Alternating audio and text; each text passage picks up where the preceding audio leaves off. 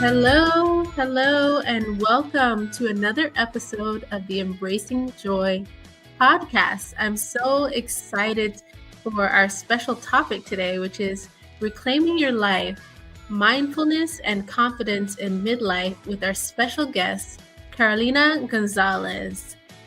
Thanks for joining us today, Carolina. Thank you, Magda. Yeah, so let me tell you a little bit about Carolina.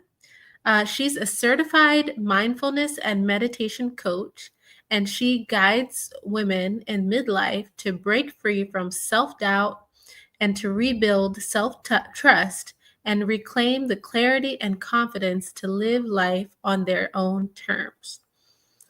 She has a signature program called the Midlife Reclaim, where she helps women reconnect with their needs, values, and inner power after years of putting themselves last. So, wow, it's a beautiful work that you're doing, Carolina.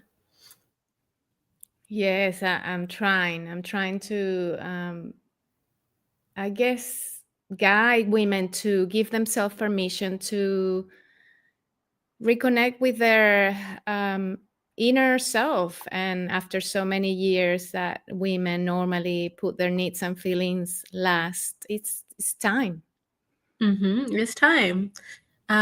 So, with that being said, we usually do a quick warm up game before we go into more of the questions. It's called convergence. So we're going to count to three, and you say the first word that comes to your mind, like we say it at the same time. And we continue, and then say, for example, I say apple and you say street. And then we both say at the same time tree, or we try to figure out something that connects the two words, possibly. But it's just a fun game, just to relax and get in the mood. Okay. All right. Sounds fun. Okay, let's do it. Okay. So, first word that comes to mind on one, two, three. Pineapple. Pineapple came to Bird. bird. Okay. So something that connects bird and pineapple. You ready? Yeah. Okay. It could be anything. Anything. But try to keep it broad. Okay. Um, one, two, three. Tropical. Tree. What did you say? Pretty? Tree. Tree. Okay. So something that connects tropical and tree. Ready? Mhm. One, two, three. Coconut. Warm. Okay. Yeah. Okay. Something that connects warm and coconut. Ready?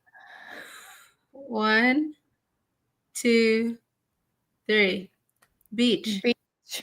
Yeah.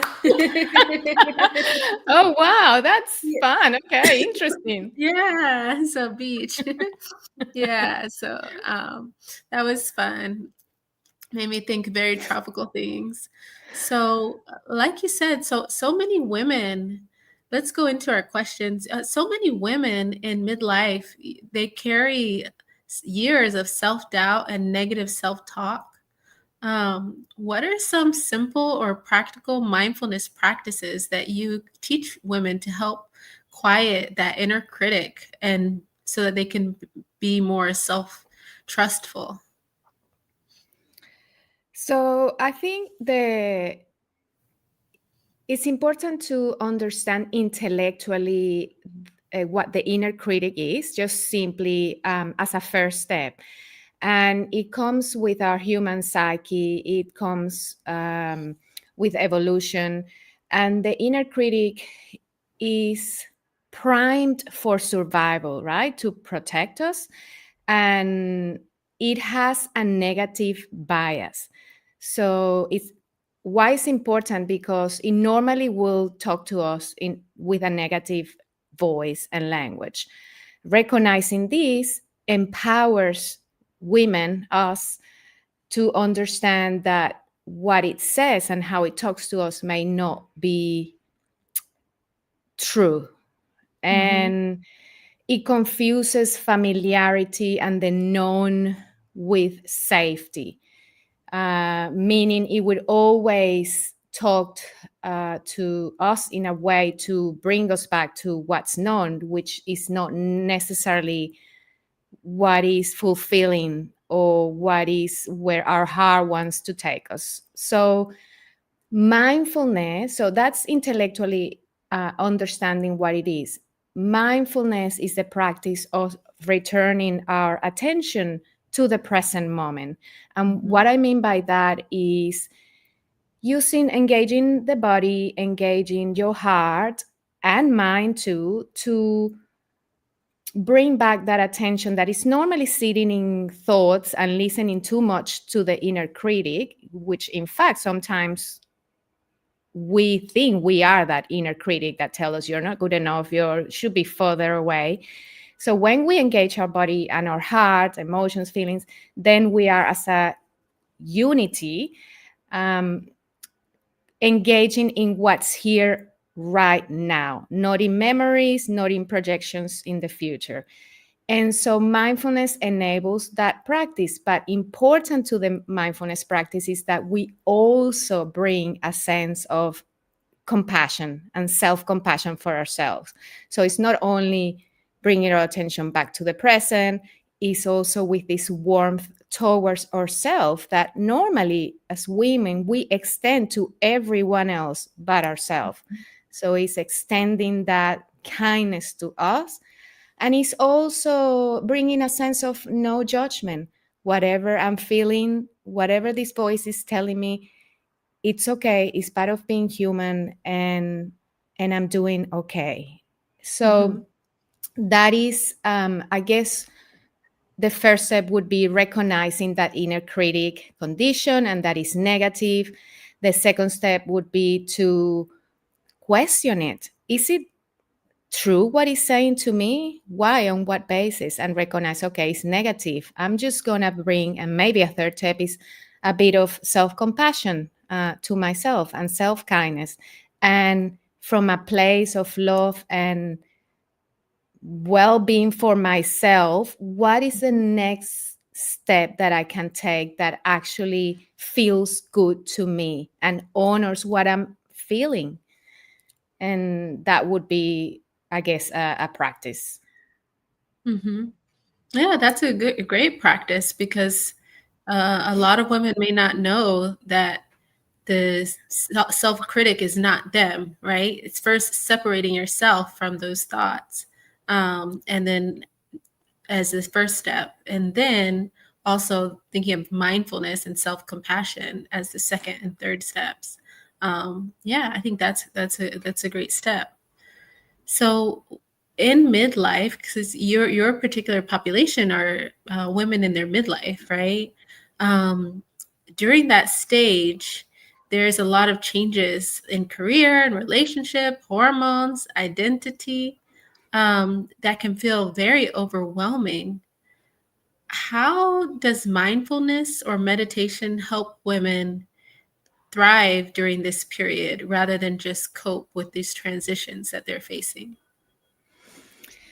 Yes, it's such an important question, and we all go through this. And I, firstly, part of that mindfulness, I guess, is I like to say to the women I work with that to give themselves permission to feel it all.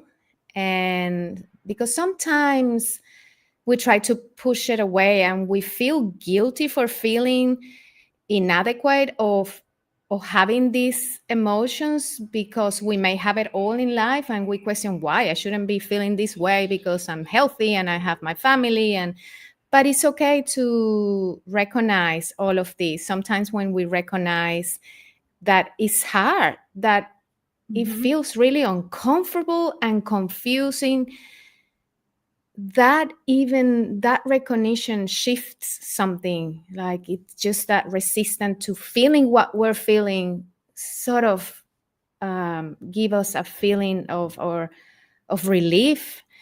And I guess is Also worth understanding that as women, and I'm going to talk about women because that's my audience and my Mhm. expertise, where my expertise sits, but we have spent decades of self-abandoning ourselves.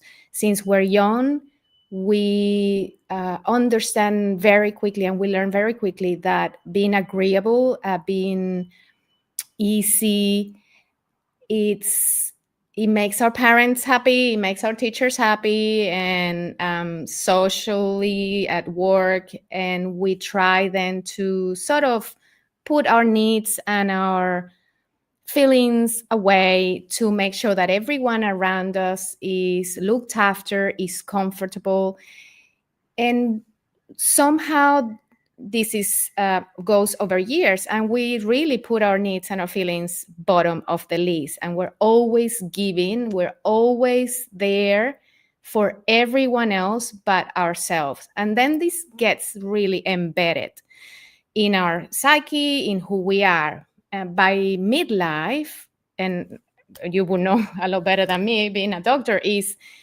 hormones and things start not being not working as they used to, right? And this happens chemically, biologically, and that blueprint that we've followed through our life is just not working anymore, and that's why all of this happens. So it's also empowering to know that it's not them, like it's happening to them. Really, there's real changes in the way the brain works, in their biology, and then understanding one practices that they can start using, I guess, is recognizing when they say yes too quickly, for example.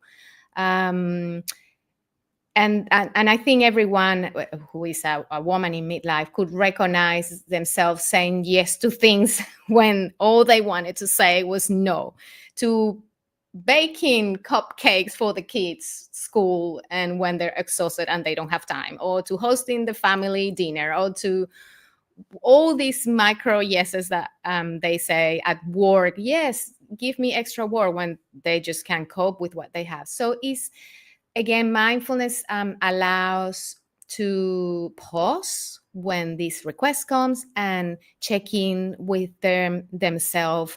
Is this really what I need right now? Is it, can I do this? And then give themselves permission to start practicing. And 1% every day is fine. To start saying, can I check with you? Can I come back with you to you tomorrow? Can I go and check my diary and my schedule? And it feels really uncomfortable. It feels, because we're not used to. But Mhm. again, just practicing with little steps every day, little no's, and then when they say, "Oh, actually, no, I have a really busy schedule this week, and I cannot finish this report for you this week, but maybe next week," then celebrate that no, right? And slowly, that's how you build self trust, because you show up for yourself, you honor your needs and your feelings, and slowly you start then having your own back, and you start then having developed that trust that you have some, in some people around you, but for yourself. Is this making sense? Definitely. So, with developing that self trust and beginning to say no and prioritize yourself and prioritize the what's important to you. Some women, especially if you said no for so long, I mean, said yes for so long, it may feel an overwhelming sense of guilt when you do start to say no to others. But to remember, a no to other, well, yes to someone else is a no to yourself in a lot of ways. So definitely learning to prioritize yourself with the simple gestures in the beginning, saying, "Oh, can I get back with you?" Like Carolina was saying, those are great techniques. And I'm glad that you shared those with us. With that being said, these a lot of women, like you said, spend decades putting everyone else first and not and instead of putting themselves first. What it's one step that they can make to find that journey back to herself, or to get back to herself, so that she can learn to put herself first? Well, that practice that I mentioned before, just saying yes to themselves. I like how you reframe it, because saying no to others is actually saying yes to yourself. So that's quite powerful. And I guess another practice is consciously and intentionally reframing that negative um, negative inner critic or voice that they're gonna hear in their minds, is to also not only question it, which is what we spoke in the beginning, but also saying, okay, imagine if you talk to the person you love, to a friend, to your parent, or your children, in the way that your inner critic talks to yourself. So it's noticing that, recognizing how that voice talks, and then reframe it like, what would you say to your friend who you love so much, if she was or he was saying to you how they feel and how that voice talks to you? So for example, if your voice is saying, oh, you shouldn't be resting now, you have to, get out of the couch and go and finish that report, you should be doing this and that and cooking for the kids, and then what happens is, if your friend, right, saying that, oh my God, I feel guilty because I should be doing this and that, then you talk to yourself as if you were talking to your friend. Look, you're Mhm. tired, you've done so much today, it's okay for you to rest, you need to recover, the meals can wait, you can order takeaway. So again, it's about extending that self-compassion to themselves. Again, slowly, because it feels uncomfortable, because we're used to being that support for everyone else but ourselves. So just slowly, just practice one day. Yes, you listen to the inner voice that is telling you, get out of the couch and don't rest, and say, no, I need it, I'm gonna do this just a little bit for me. And you slowly again build that self trust and that self compassion. Thank you. I think the self trust and self compassion are so important, for our overall health and, of course, our mental health. And it helps with also developing confidence, which is what you help the women that you work with as well. So, let's get to our wrap up questions now. And who would you say is a model for joy in your life, and why? Well, my mom, who passed, but she was a model for joy, like so joyful. Yes, always. Mhm. And I guess one of the qualities is because she was present. So yeah, she embraced life to the fullest. I love that. So, and my condolences for your mom, but I love that she was a model for you. And so, what are the top three ingredients if you were building a metaphorical, well, cooking a metaphorical cake of joy? It would be, I guess, that compassion Hmm. extended to ourselves, and presence, as in being with the moment as it is, Hmm. engage with your senses and your heart, and maybe a sense of curiosity. Mm. Hmm. Yeah, That's a that good would one be too. a cake of joy. I love it. So this has been such a great conversation. If there's someone in the audience that wanted to learn more about you or your services, how can they find you or learn more about you? Well, hopefully easy, but my website and my handles in social media, Facebook and Instagram, are Carolina Gonzalez Mindfulness, and they can Okay. reach out. Thank you. Thank you so much, Carolina. It's been such a pleasure. So that's a wrap for today, everyone. Don't forget to like, subscribe, and share this joy of an episode with someone who needs it. And hey, remember, joy is contagious. So go ahead and pass it along. Take care.